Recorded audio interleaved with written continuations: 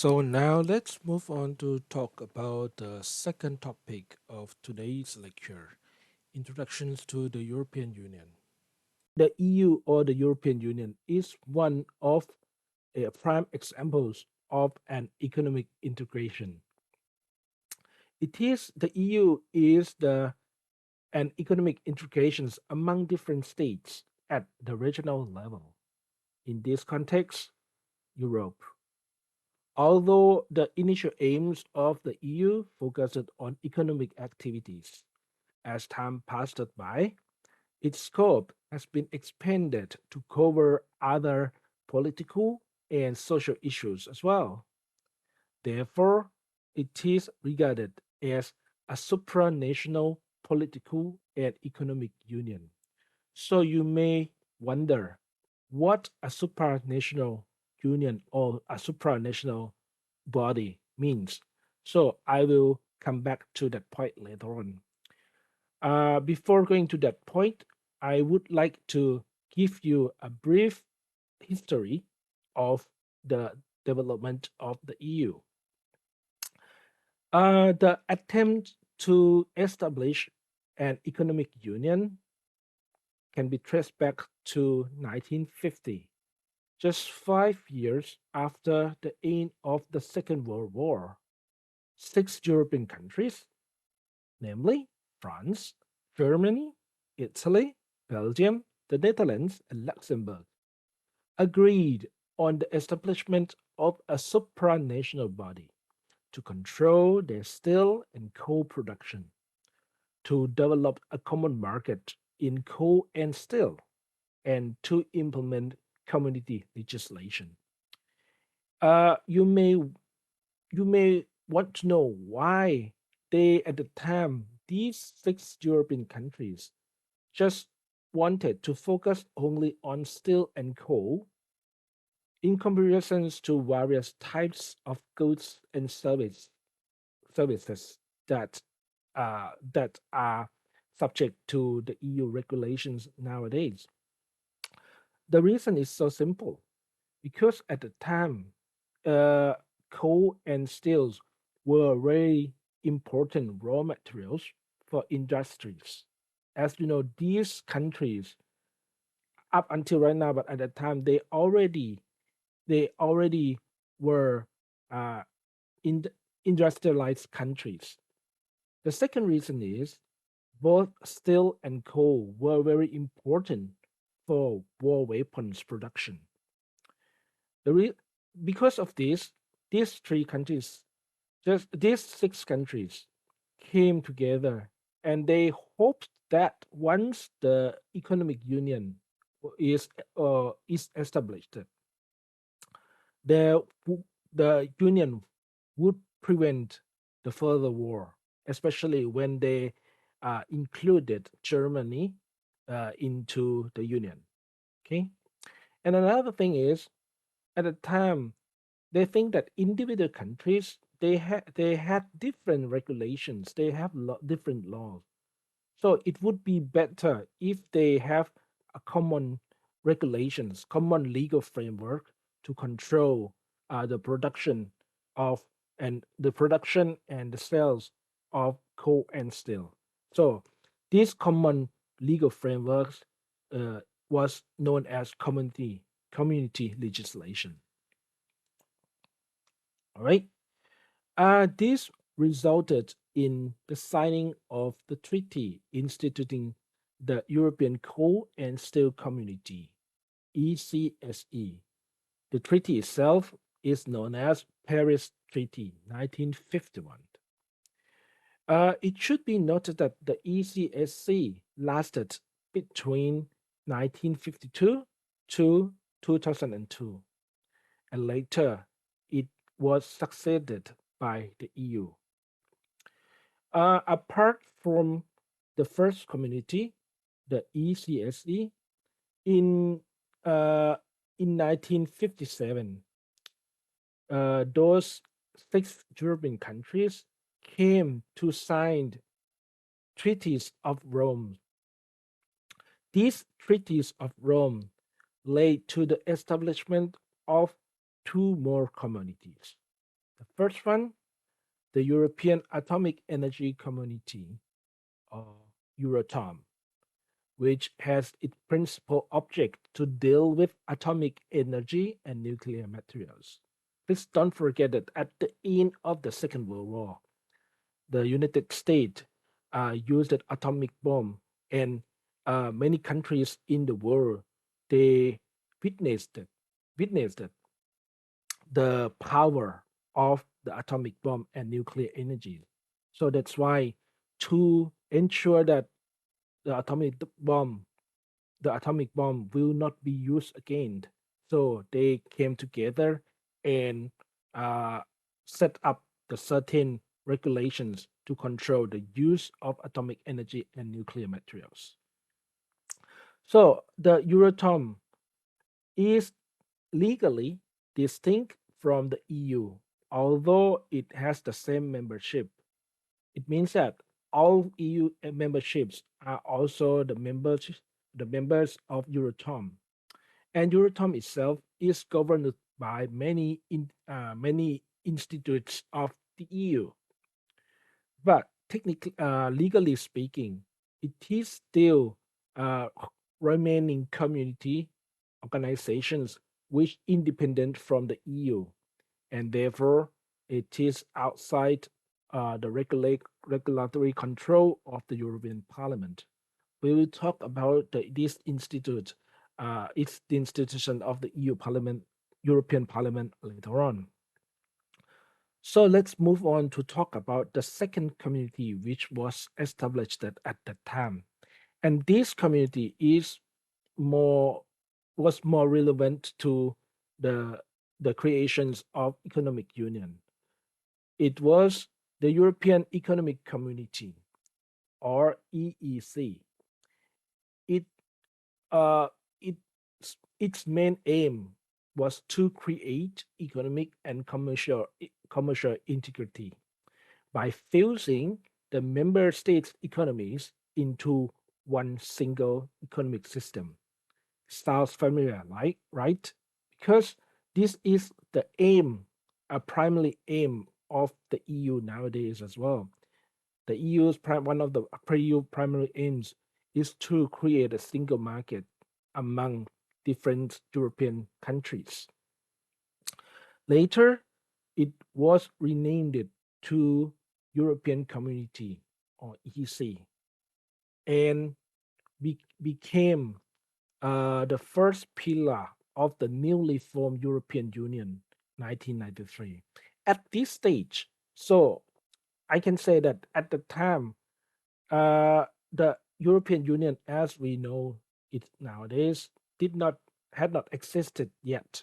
So at the time, there were three communities, but these three communities uh, laid down laid down the foundation of the structures which later would be developed to become the EU as we see nowadays. So let's move on. Before going further, I had to say that these three communities, the ECSC, the Euratom, and EEC, at the time, individual communities had has their own executive bodies. It means that the ECSC had its own executive body. The Euratom also had its own executive body, and it was also the case for the European Economic Community. It also had its own executive body. So when although they were established that these communities were established that with the aim to create the kind of union at the time, but they work separately under different executive bodies. Uh, Later on, the members found that it would be very complicated to separate the executive bodies like that. So the new idea came in 1965, the merger treaty or the Treaty of Brussels. Uh, by virtue of this treaty, executive bodies of the three communities were merged into one single executive structure. And but at that point, the EU had not been established yet. Until 1992, Treaty of Maastricht was when until 1992 when the Treaty of Maastricht was signed. At this point, the European Union was created. The EC, formerly known as the EEC, became one of the three pillars. The other two pillars were Common Foreign and Security Policy, CFSP, and the other one, the Police and Judicial Cooperation in Criminal Matters, or PJCC.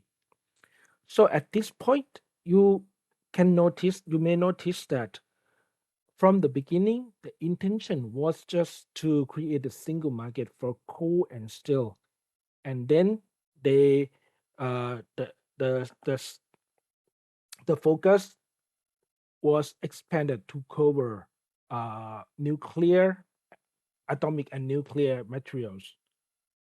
And when the European Union, the first version of European Union was created in 1992, they even expanded the areas of cooperation under the framework of union further to cover common foreign and security policy, which and also police and judicial cooperation in criminal matters.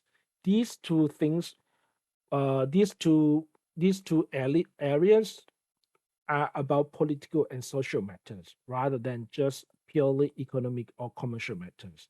So you can notice that from the small areas of economic and commercial union, the EU, the members of European countries tried to expand to other areas. And now, as a result, the EU is not just EU doesn't only focus on commercial and economic matters, but also political and social matters, as well as I just mentioned at the beginning of this lecture. So after the Treaty of Maastricht, uh, the the structure of the legal structures of EU was comprised of the above mentioned pillars. As you can see here, that at the time the structure of the EU relied on three different pillars here, but it was not a single entity as we see nowadays. Later on, uh, I will come back to that point later. After that, the Treaty of Lisbon was signed, and at that point, the EU has since then has become an a single legal entity. So we may go back to talk about what supranational body is. Here, a supranational body means an organization in which members give up their authority and sovereignty on some internal matters to the group whose decisions are bind on its members.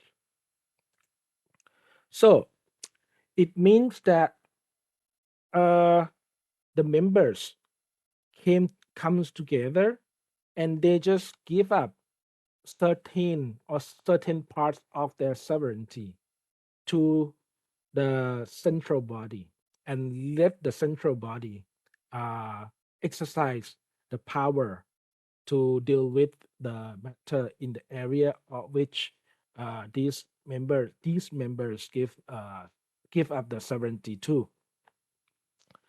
As we has already talked about the concept of sovereignties at the very beginning of this lecture, individual countries have absolute power over their territories and people, right?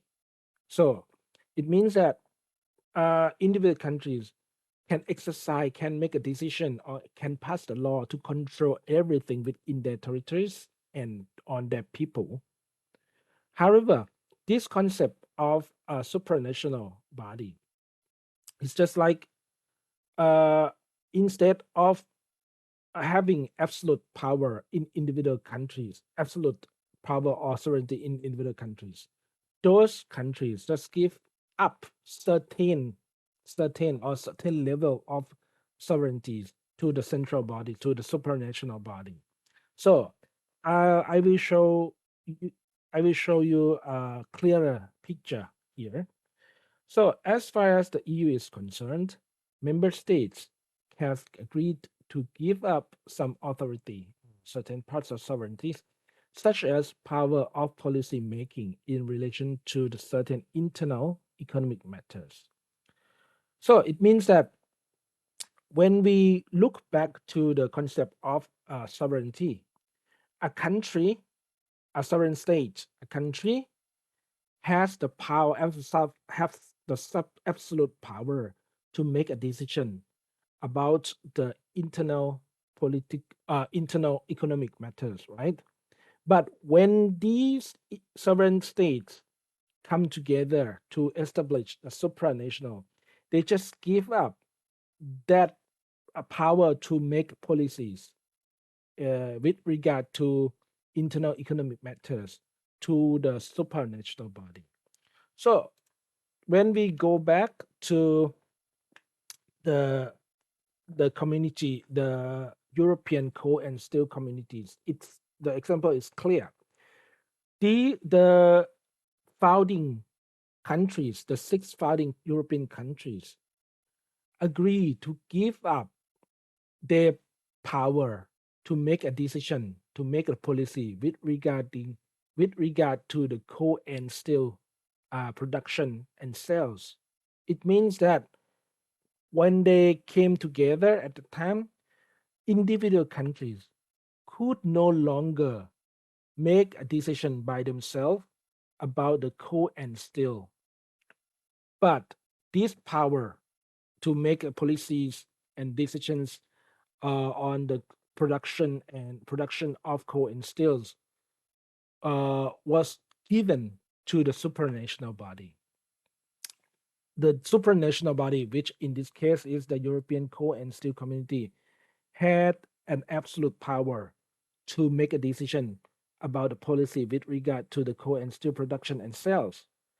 And the members, which were those six European countries, had to adhere by the decisions made by this supranational body. In this context, they gave up and they lost certain sovereignties with regard to policy making. You may want to know if the countries have to give up certain level of sovereignty or authority, what is the point?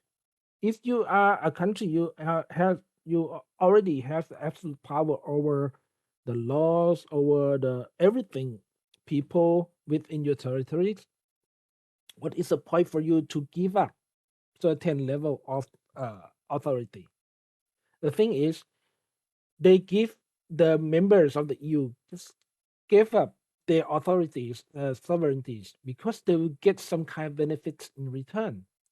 The first and most obvious uh, benefit is a single market, which means free trade zone, the free movement of people, goods, services, and money throughout the EU bloc and regional development funds. You have to imagine in the EU, of course, most of the members are rich countries, right? Germany, France, Italy, blah blah blah, and so on.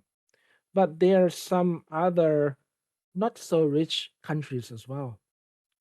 So for not so rich countries, the single market, which means it means that they can send, they can export their products to be sold in richer countries, and the richer countries cannot use some kind of trade obstructions like tariffs or some anything like that, or just implement some kind of quota to prevent the importation to prevent the importations of the products from other uh, less rich countries, less wealthy countries. In this regard, it means that less wealthy countries can sell their products and they can get money. It is good for them, right? And as well as for the richer countries, what do they get if they just give up certain level of sovereignty? They can get some more labors from uh, from less wealthy countries. As you know, I think a number of you come from these countries, especially from Germany, from Italy, from France, right? The the labor's wage in your country are very high. If you want to employ your local people to work, for example, in a factory, you have to pay more. But when within the single market, so the free movement of people is possible, right?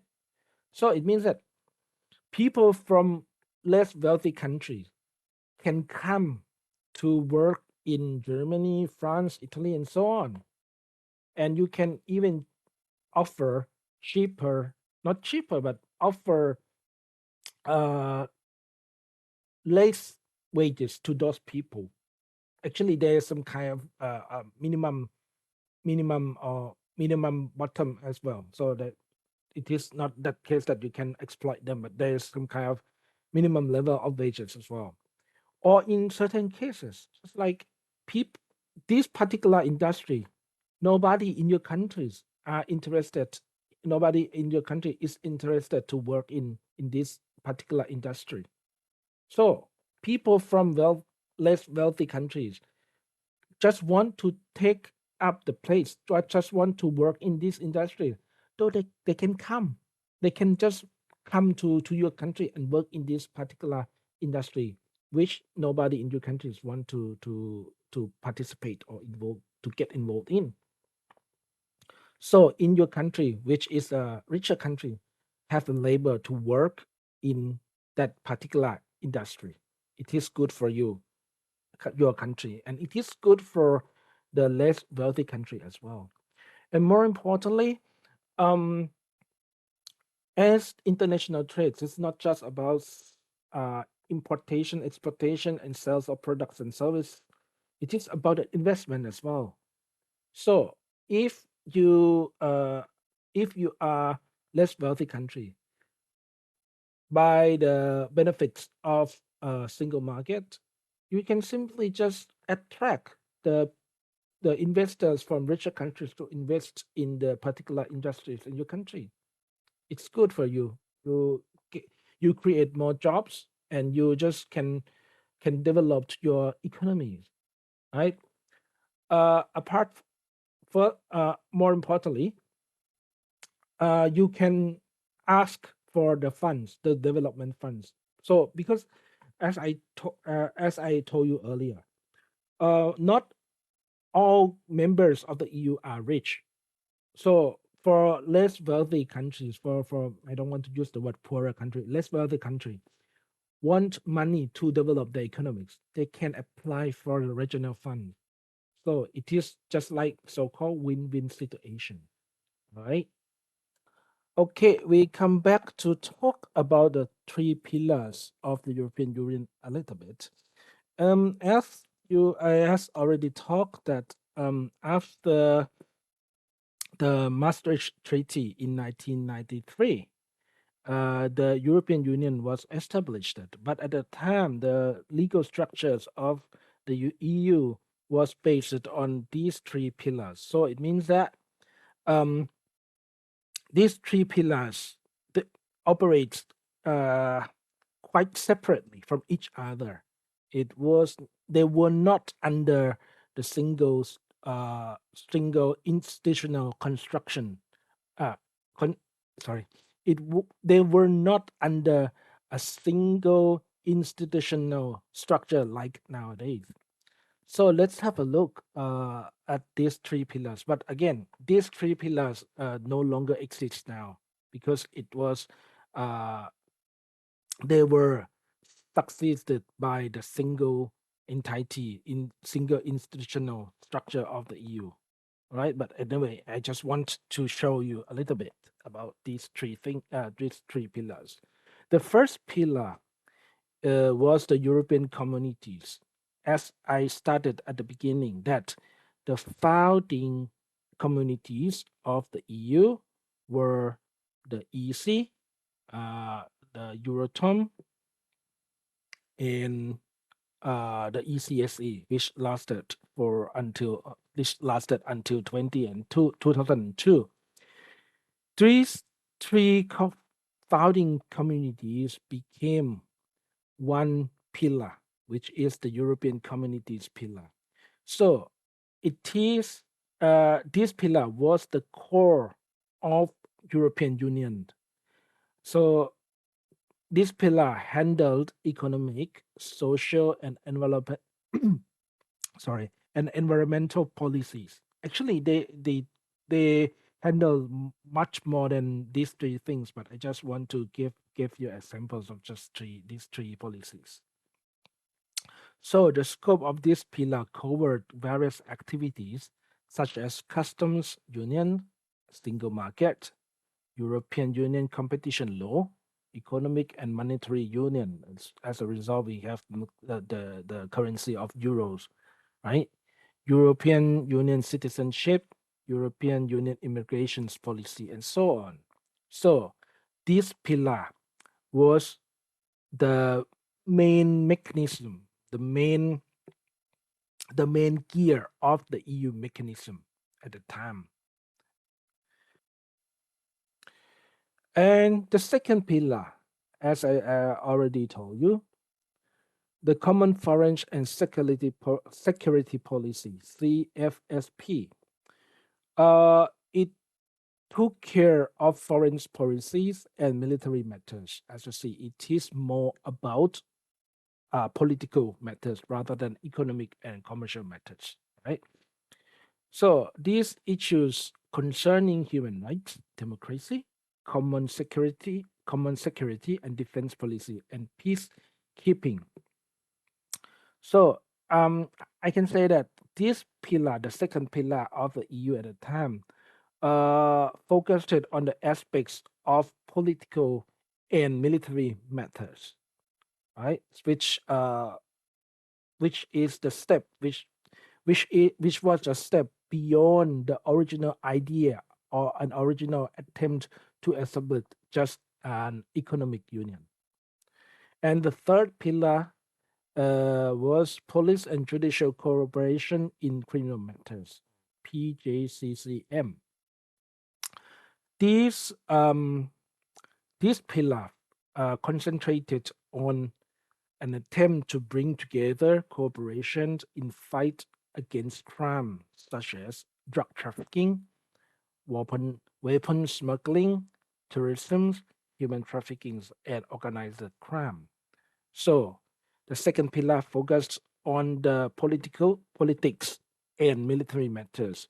The third pillar concentrated on the enforcement of law against crime. So again, this pillar was also beyond the scope of the original idea to establish and simply just economic union.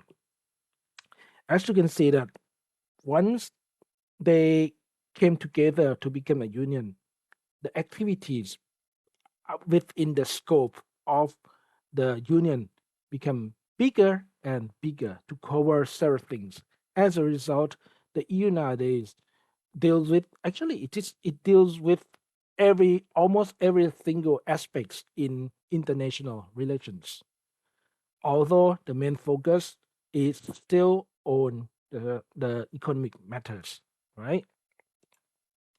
However, when the Treaty of Lisbon was signed in 2007 and came into effect in 2009, The structure of EU was changed dramatically. Again, the three pillar system, which at the time work operate quite separately from each other, was abolished and replaced by the EU as a single consolidated legal entity, as we see nowadays. This means that okay, everything within everything, every activities under those three pillars were brought together, and now it they are operated under the single legal entity, which is the EU.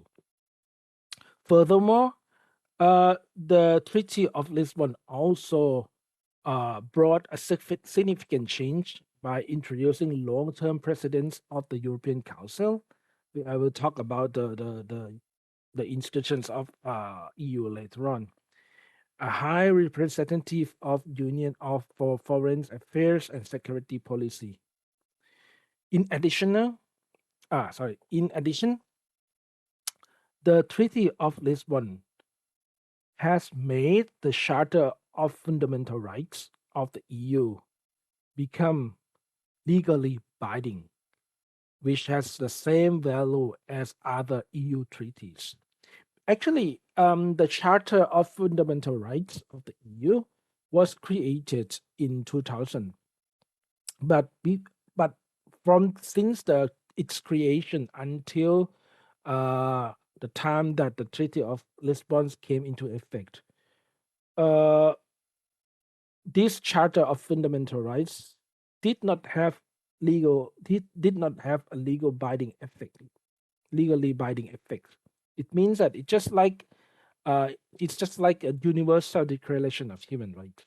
It's just a kind of document, right? In the case of UDHR, it was also the case for the Charter of Human Rights between 2000 and 2009.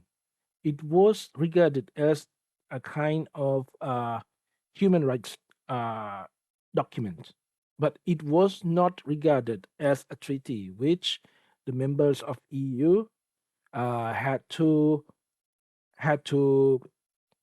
abide adhere by, right? But once the Treaty of Lisbon came into effect in 2009, the status, the legal status of the Charter of Fundamental Rights had been changed, have been changed to become uh, something like not different from the EU treaties, which have a legal binding effects on all EU members.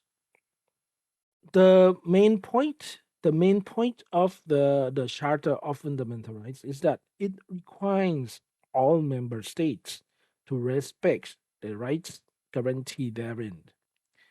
It means that when a member state wants to implement an EU law, it must do so in accordance to the rights contained in the charter. Okay, so I will give you a clearer picture here. Um, the charters will become relevant in the case that, for example, a European arrest warrant is executed, a benefit or health service is applied for that is based on a person's status as an EU worker, or the right to free movement is involved. So just like when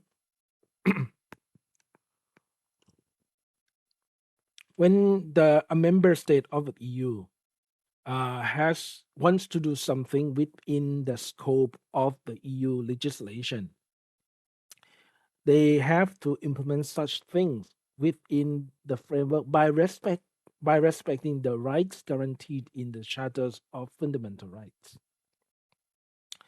So if an EU law is disobeyed in a member state in the way that interferes with the rights of citizens as set out in the charter, it could be dealt with. Number one, the European Commission referring the matter to the Court of Justice of the European Union.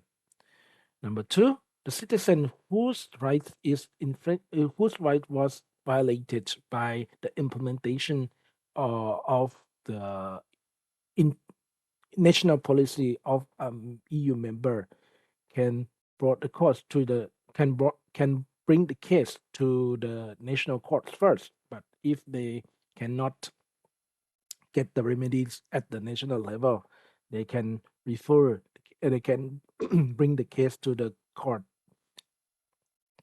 sorry, Court of Justice of the European Union. Okay. So in this regard, I can say that the EU doesn't only deal with economic matters, not just only political matters, but also now all include embrace that embrace also now embraces the area of human rights protections as well. Okay, so now we move on to talk about EU institutions. First of all, I have to say that the EU has a lot of institutions, bodies, and agencies which work together to address the common interests of the EU and European people. So there are a number. So it is impossible for me to cover every single institutions or bodies. However, I will focus only on significant main institutions within the EU's framework. Uh, Actually, it can be divided. I put it wrong here. Actually, it can be divided into three different groups, just s- like the separations of powers: judicial, legislative body, executive body, and judicial body.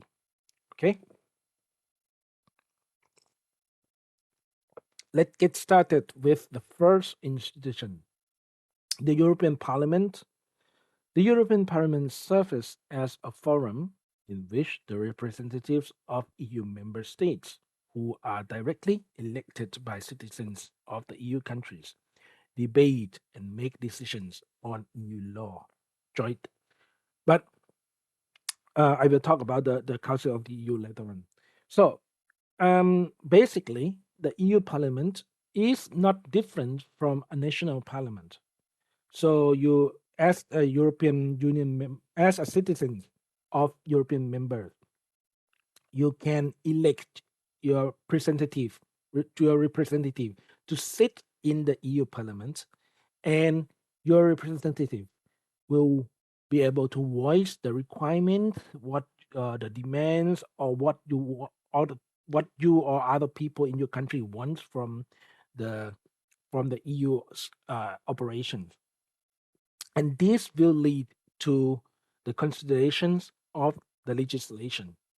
Okay, but the main difference between the EU Parliament and the national parliament is, in the case of a national parliament, the parliament alone is the legislative body.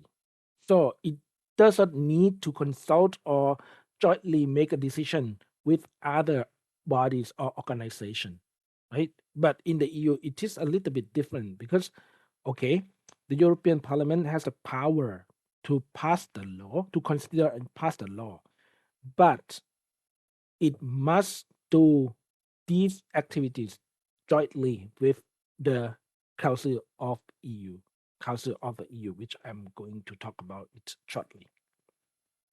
Okay, so just remember that the EU, the European Parliament, is not different. Its operations is not different from national parliament in your country, and it is the legislative body of the EU. Okay, um, so let's move on to talk about the Council of Europe. Sorry, the Council of European Union. So, I have to say that please do not be confused that Council of European Union with Council of Europe, because the Council of the European Union is one of the EU institutions, but the Council of Europe is a different international organization, right? the Council of Europe is a bigger one. It is a complete, full-fledged international organization, while the Council of the EU is just an institute of the EU. Okay, so now let's look at the details of the Council of Europe. Sorry, Council of European Union. Council of the EU is the place where national ministers from each government meet to adopt laws and coordinate with policies. Ministers from the EU members may meet in different types of meeting, depending on the topics that they want to discuss. And the Council of Europe, the Council of the EU takes decisions on European laws jointly with the European Parliament. It means that, as I just mentioned earlier, the they these two institutions, the European Parliament and the Council of the EU, at the end of the day, they have to come to talk and discuss and pass the law together, differently from the case of national parliament, which have the absolute power to pass the law. But for in the case of the EU, they have to come and talk together, the Parliament and the Council of the EU, right? Um, while the Parliament in the Parliament in the European Parliament, your representatives are there, but in the Council of European Union, your ministers are there. The first two institutions, namely the European Parliament and the Council of the European Union, are legislative. Both of them make up a make up a legislative body of the EU.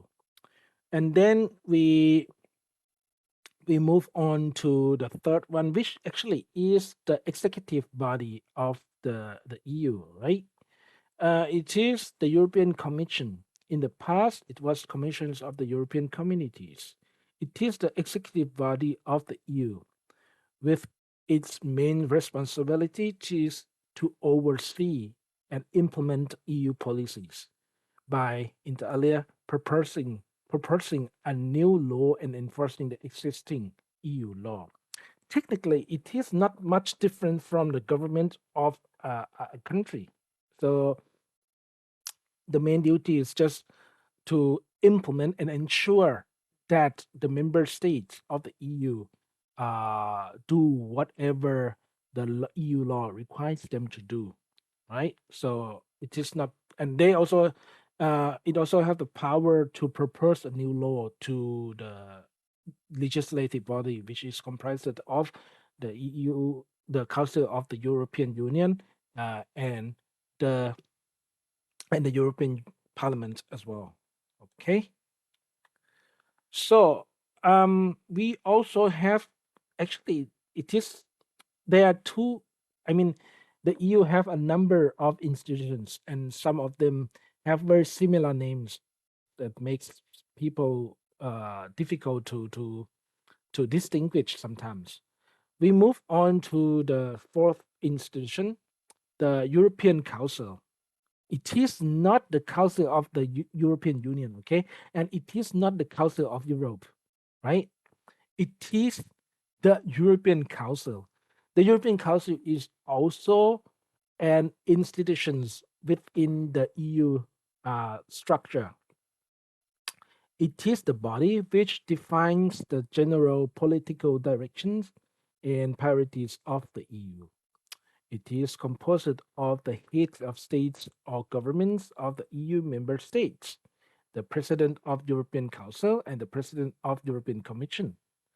So it's just like this this institution plays the roles as the as the blueprint as the blueprint as the blueprint drawer. Just like before, while the European Parliament in and the Council of the European Union or the Council of EU deal with the law itself, the law in details. But the council, the European Council, just okay, we come and talk, and just like we want to set up the main goal, the overarching goal uh, for the whole EU. We come and talk and set the goal that, for example, this year we want to uh, encourage more, encourage more in the production, encourage more the production of uh, AI, artificial intelligence devices. This is the overarching goal. But how to do so? It is not the job of the European Council. How to do so? How to pass the laws to promote the production or the AI industries goes to the European Parliament and the Council of European Union. So they just discuss and think about the law, discuss and think about the law in details how to promote such a AI driven industries in the European Union. This I think this may give you some clear picture of this the duty of these institutions. So let's move on to the the final one that I want to mention in this lecture is the European Court of Justice, or ECJ. Actually, it's the same one as this one. Where is it? The Court of Justice, European Union is the same one. Okay, the European Court of Justice, ECJ, its main duty, just it as I told you earlier, it serves as a judicial body of the European Union. So its main duties cover interpretations of EU law and settlement disputes, the settlements of disputes between member states or an EU institutions. Just like okay, when the of course when you pass the text of the law itself cannot give the full details, and it is impossible to draft the law to give the full details of everything. So to implement such law or to enforce such law, it depends very much on the interpretations of the government of the law enforcers in particular member countries. However, from time to time, there may some kind of questions, some kind of uncertainty whether the law itself means to be like this, means to be enforced like this. In this case, before uh, enforcing the law or implements that what the EU law requires, the member states can ask the European Court of Justice to interpret the EU law in questions, just like this text, this word, this phrase, what does it mean? What does it want me to do? So this is one of the duties of the European Court of Justice. And of course, another main duties is to settle the disputes between member states. Just like the EU members may some members may some countries may do something which violate the legal obligations under the EU frameworks, legal frameworks, and if it affects the the free trade, the attempts to create a single market or something, the countries which the members which is damaged by the former country can just bring the case to the EU, the European Court of Justice, to make a decision. And not just only the member states of the EU can have some disputes. The EU institutions themselves, as I told you, there are a number of EU institutions. They may have a conflict with each other from time to time with regard to the implementation, with regard to the decision, to the decision or to the passage of the laws. So they can ask the European Court of Justice to come and settle down their disputes. So these are the duties of the European Court of Justice. And it also tries the case brought by individuals, companies, and organizations concerning infringement of the rights by the EU, by and EU institutions. As I told you earlier, that sometimes the implementations and the enforcement of the EU law may violate individuals or companies or organizations' rights. So these these injured these injured uh, in parties can bring their case to the EU, the European Court of Justice, directly. Okay, the last bit of this lecture, I will talk a little bit about types of legislation. So you will get some idea that when, because within the legal frameworks of the European Union, there's, you may familiar with the terms like just like directives, regulations, and opinions, and so on. So I will give you details about individual details of individuals types of legislation. Um, Here, actually, EU have EU has different types of legislations. Some are binding, so I call it legislative act. I would like to call it a legislative act. Some are binding and other are not. Some applies to all EU countries and others just to a certain level, right? Some just some types of legislative act requires require the EU members to do the same, but some just simply give some kind of a goals or just a guideline for the EU members to carry out uh, national legislations or policies. So let's get started with the first type, which is the most important thing, the most important type of legislative act and within the EU legal framework. The first one is regulation. It is a binding legislative act. So it means that it is a law within the EU legal framework. It must be applied in its entirety across the EU. It means that all EU members have to apply, adhere by, and apply this law in their uh, in in their countries, right? The prime example is General Data Protection Regulation.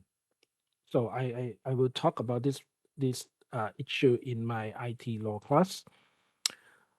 The General Data Protection that the General Data Protection Regulation, as you see, it is regulation. So it means that it is a law which uh which all EU members have to do as it requires. It lays down a legal framework to protect data protections of people of the EU European citizens. It means all members must protect personal data in their countries in accordance to these general data protections regulations.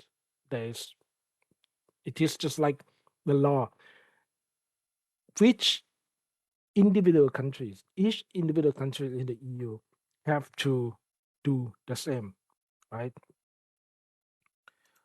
So this type of law will normally uh come with the details which is enough for the EU members to follow and to adhere by. Okay, and every EU members has to do the same within this type to do the same as it is required by this kind of regulation as it is required by the regulation. All right, we move on to the second type is which is directive. A directive is a legislative act that sets out a goal that all EU countries must achieve. However, it is up to individual countries to devise their own laws and on how to reach these goals. So it means that Um, it means that the directive simply set the goal that all all EU members have to achieve, but it does not give the details of how the law at national level should be, or how the laws should be enforced to reach the goal. So it depends very much on individual countries. So just like in this case, I give you an example: Drinking Water Directive 1998. Just like, okay, the goal of the directive is that the drinking water in all European Union countries must meet the requirements set in this directive. It means that it must be clean. It must be uh, it not it must be clean enough for consumption. It should not have chemical contamination and so on, something like that. So, okay, that is the goal set by the directive, but it depends very much on the individual countries. For example, Germany may have this law, may pass this law to regulate the and control the quality of drinking water in in its country.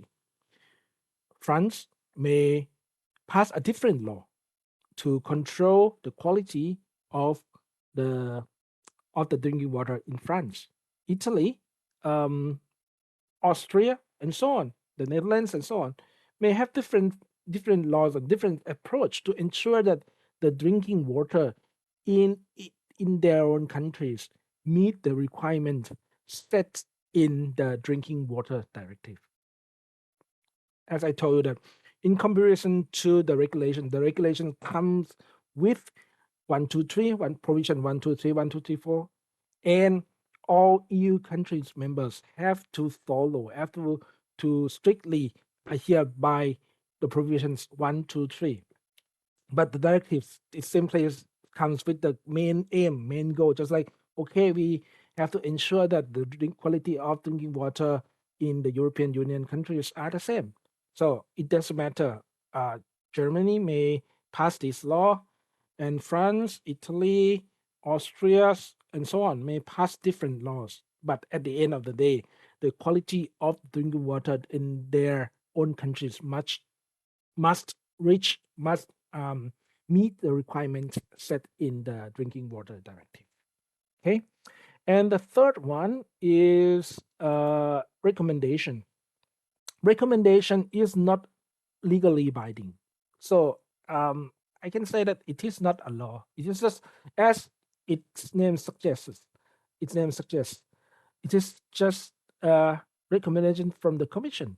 So it just a lot. It is the way that the institutions can express their own views about uh, certain issues within the areas, or in the areas of the EU legislation.